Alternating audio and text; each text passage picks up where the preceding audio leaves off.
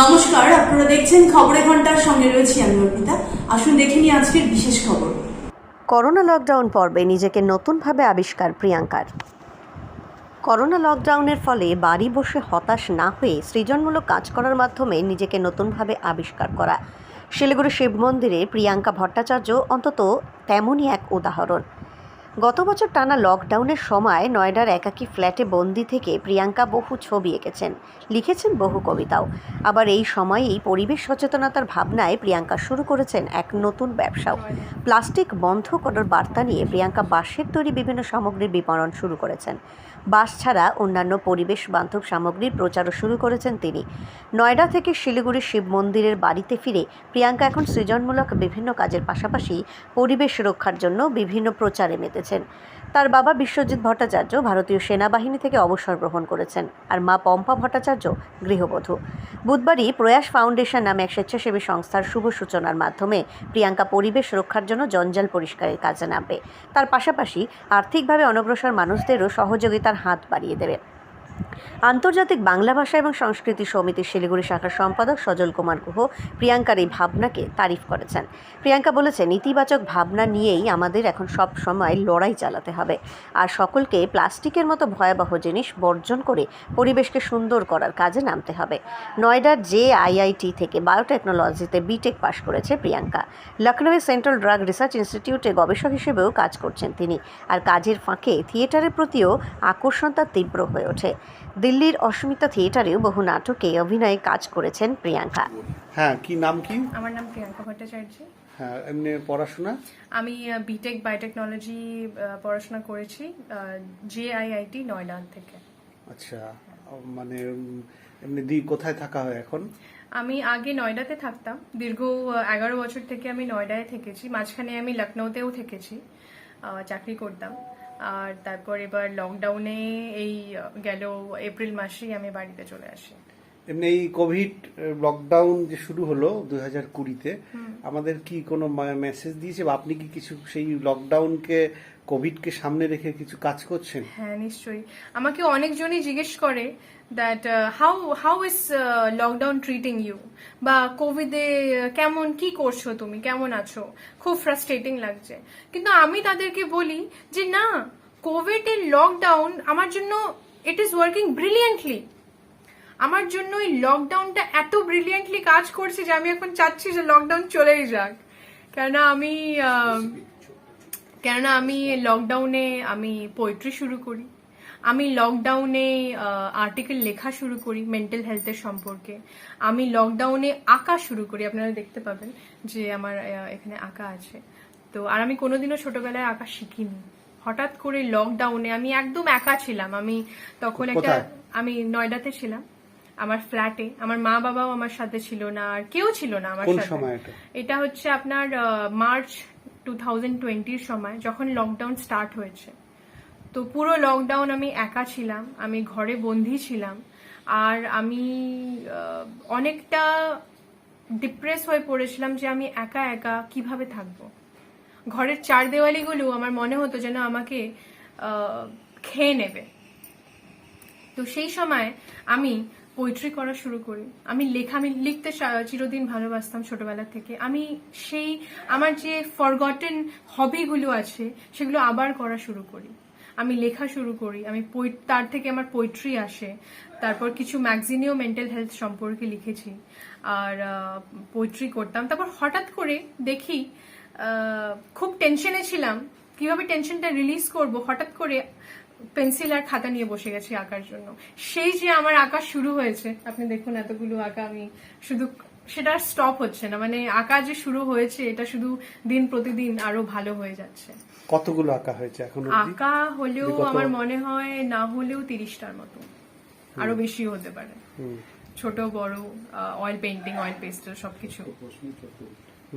তারপর আমি এই লকডাউনের মধ্যেই একা যখন ছিলাম, তখন অনেক ধরনের রিয়েলাইজেশন হয় আমার মধ্যে, যে আমরা আমাদের প্ল্যানেটকে নিয়ে কোনোদিন ভাবছি না। আমরা ভাবছি আমরা কোভিড থেকে বেঁচে যাব, বা আমরা এসব জিনিস থেকে বেঁচে যাব, আমাদের ঘর চাই, এখানে ফ্ল্যাট চাই, ওখানে চাই, আমরা বড় বড় চাকরি করব, লাখ টাকা মায়না পাবো, এটাই জীবন।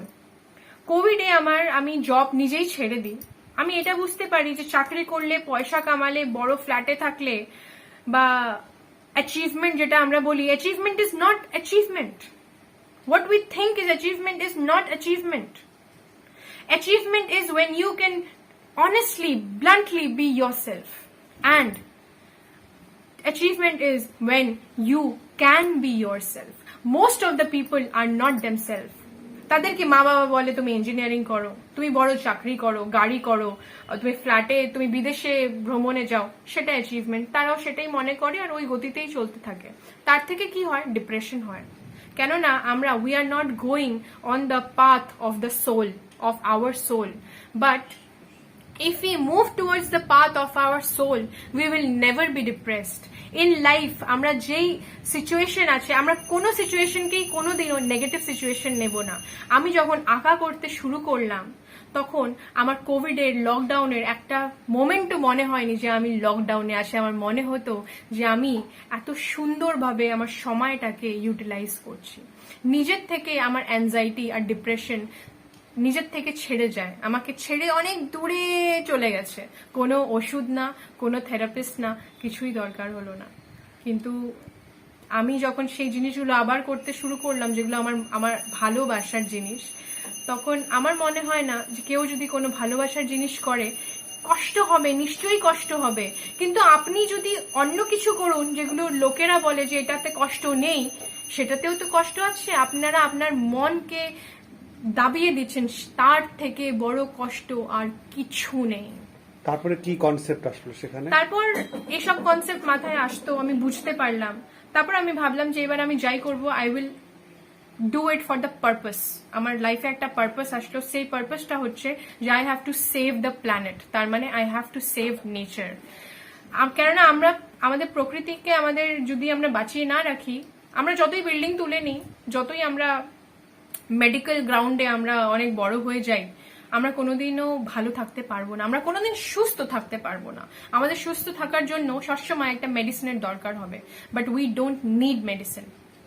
আমাদের নেচারকে যদি নেচারের সাথে, তার সাথে সাথে যদি আমরা চলি, তাকে রেসপেক্ট করি, আমাদের কোনোদিন কোনো অসুখ হবে না, আমাদের কোনোদিন কোনো ডিপ্রেশন হবে না, আমাদের কোনোদিন কোনো টাইপের আমাদের মনের মধ্যে কোনো আমাদের মন বিচলিত কোনোদিনও হবে না। কেননা নেচার এমন একটা জিনিস যে আমরা নেচার থেকেই এসেছি। So we should go back to nature. এই কনসেপ্টটা নিয়ে আমি আমার ব্র্যান্ড শুরু করি, E3। তার মানে E3 is eco friendly everyday essential. মানে দৈনন্দিন জীবনে আমরা যেটা ইউজ করি, সেই এসেনশিয়াল আইটেমগুলো সবকিছুই ব্যাম্বু বা ইকো ফ্রেন্ডলি জিনিস, যেরকম ব্যাম্বু হলো, ক্লে হলো, কোকোনাট শেল হলো বা নারকোলের খোল হলো, এগুলো দিয়ে তৈরি। যেরকম আমরা একটা টুথব্রাশ ইউজ করি সেন্সোডাইনের 70 রুপিজের, কিন্তু আমরা এটা জানি না যে আমরা ব্যাম্বুর একটা টুথব্রাশ ইউজ করতে পারি যেটার দাম হয়তো শুধু 30 বা 40 টাকা। আমরা সেটা কিনি না। আমরা এটা ভাবি না যে একটা টুথব্রাশ যেটা আমরা ইউজ করছি, not one person is using one toothbrush, but billions of people are using billions of toothbrush that goes in to the ocean. আর ওই সমুদ্রের যে ওগুলো চলে যায়, এটার থেকে মাইক্রোপ্লাস্টিক, মানে প্লাস্টিকের ছোট ছোট পার্টিকেল হয়ে এগুলো আমাদের ফুড চেনে ঢুকে গেছে। আমাদের পেটের মধ্যে, আমাদের হার্টের মধ্যে ঢুকে গেছে। আমাদের যে মেরিন লাইফ, সেটা বাঁচতে পারছে না। কত মাছ, কত কচ্ছপ, কত মেরিন লাইফ মরে যাচ্ছে। শুধু আমরা ভাবি যে আমরা একটা স্ট্র ফেলে দিলাম, একটা স্ট্র একটা কচ্ছপের নাকে গিয়ে ঢুকে যায়, তার জন্য সে শ্বাস নিতে পারে না, সে মরে যায়। এতটা ডিস্ট্রাকটিভ নেচার প্লাস্টিকের। তাও আমরা প্লাস্টিক ইউজ করি। আমরা জুট ভুলে গেছি, আমরা কাপড় ভুলে গেছি, আমরা করি প্লাস্টিক প্লাস্টিক প্লাস্টিক শুধু। কিন্তু আমরা এটা কোনোদিন চিন্তা করি না যে একটু ইনোভেটিভ হয়ে we can go back to ancient India, that is we can go back to Vedas. That is the best way of living, that is the best form of living. কিন্তু আমরা ওয়েস্টকে কপি করছি, আর ওয়েস্টের লোক ইস্টকে কপি করছে। আমি জানি না কেন। কি করছেন আপনার বিজনেসের এটা স্টাইলটা কি? মানে আমার বিজনেসের স্টাইল এটা যে আমি এটা অনলাইন বিক্রি করি। আমার ব্যাম্বু প্রোডাক্ট আছে, আমার জুট প্রোডাক্ট আছে, আমার কাউন্ট গ্রাস প্রোডাক্ট আছে, আমার কাছে কোকোনাটের প্রোডাক্ট, কোকোনাট শেল থেকে বানানো প্রোডাক্ট আছে। আর প্রত্যেকটা জিনিসই এমন যেটা আপনার দৈনন্দিন জীবনে ইউজ করতে পারবেন। আপনি নিজেই বানান না কিনে আনেন? আমি ম্যানুফ্যাকচারারদের থেকে উঠাই জিনিসগুলো, আমি এগুলোকে সেল করি অনলাইন। আর আমি চাই যাতে প্রত্যেকটা বাড়িতে প্লাস্টিক সরে গিয়ে প্লাস্টিককে ব্যাম্বু বা অন্য কোনো ইকো ফ্রেন্ডলি জিনিস রিপ্লেস করে নেয়। আর আমরা একটু সজাগ হই যে যদি আমরা বাঁচতে পারি, আমরা যদি আমাদের অনেকে তো ব্যবসা করছে, ভালো ব্যবসা হবে, পয়সা আসবে, মুনাফা হবে। তো এখানে তো চট করে মুনাফা হওয়ার ব্যাপার নেই, তাও আপনি এই কাজে নামলেন, এই ব্যবসায় নামলেন। আমি এই ব্যবসাটা তো মুনাফার জন্য করিনি। হ্যাঁ, মুনাফা তো হচ্ছে, আমার নেচার ক্লিন করতে পারছি, এটাই তো আমার মোটিভ ছিল যে আমি অ্যান্টি প্লাস্টিক একটা মুভমেন্ট শুরু করি। এটাই আমার পাওনা। টাকা পয়সা তো আসবেই, সেটা আসবে কি আসবে না সেটা আমি ভাবছিও না। আমি সিঙ্গেল হ্যান্ডেডলি এটা শুরু করেছি ফ্রম স্ক্র্যাচ। আর আমি এটা এই জন্য করেছি যাতে পৃথিবীতে সবাই এই অ্যাওয়ারনেসে আসে যে আর প্লাস্টিক না। আর আমরা কনজাম্পশন যেটা করছি, আমাদের behaviour of consumption is not good. We should be responsible about consumption. Consumption করুন, কিন্তু এমন জিনিস করুন যেটা আপনার দরকার বা আপনার লাগবে। আপনি যদি একটা মার্টে যান তাহলে সবকিছু দেখেই আপনার মনে হবে যে আমার এটা লাগবে। We should go back to minimalism. Minimalism মানে যেটা দরকার আমি বেসিক জিনিস ওঠাবো। এর থেকে আমাদের সবচেয়ে বেশি মেন্টাল যে ডিপ্রেশন হয় এটা দেখে হয় যে অন্য লোকেদের কাছে এই জিনিসটা আছে, আমার কাছে এটা নেই। কিন্তু যেই আমরা সবাই বেসিক লিভিং এ চলে আসি, মিনিমালিজমে চলে আসি, আমরা সবাই এক। অ্যাকচুয়ালি আমরা সবাই এক। আর এটাই আমার ব্র্যান্ডের মেইন মোটিভ, যে সবাইকে এক করে দেওয়া। এখন কিরকম রেসপন্স? এটা রেসপন্স খুব ভালো আছে। এখন আমার একদম স্মল স্কেল বিজনেস, আর রেসপন্স ভালো আছে। আমার থ্রু সোশ্যাল মিডিয়া প্ল্যাটফর্ম আমি বিক্রি করি। আমার একটা ওয়েবসাইট আমি লঞ্চ করতে যাচ্ছি, আরো 2-3 দিনের মধ্যেই ওয়েবসাইটটা কমপ্লিট হয়ে যাবে। আর মিস ইন্ডিয়ার কি আছে আপনার? হ্যাঁ, আমি মিস ইন্ডিয়া খাদিতে রিসেন্টলি পার্টিসিপেট করি, আমি সিলেক্ট হই। আর মিস ইন্ডিয়া খাদিতে ওরা অ্যাকচুয়ালি ওরা যাদেরকে সিলেক্ট করছে, they want actually a social worker, মানে বিউটি উইথ পারপাস। তো আমি ওদেরকে বলি, ওরা আমাকে জিজ্ঞেস করেছিল যে আপনি সমাজের জন্য কি করতে চান। তো আমি ওদেরকে বলেছিলাম যে আমি কি করতে চাই না, আমি সবকিছুই সমাজের জন্য করতে চাই। আমি যতদিন বাঁচবো আমি চাই যে আমি যেন সমাজের জন্যই কিছু করি, স্টার্ট থেকে এন্ড পর্যন্ত, যতদিন আমি মারা না যাই, লাস্ট মোমেন্ট পর্যন্ত আমি করি। এই জন্য এই ব্যাম্বু প্রোডাক্টগুলো আমি চুজ করেছি, যে এই একটা কাজ যেটা আমি সারা জীবন করতে পারবো, সারা পৃথিবীতে করতে পারবো। Thank you very much. Thank you. নমস্কার। নমস্কার।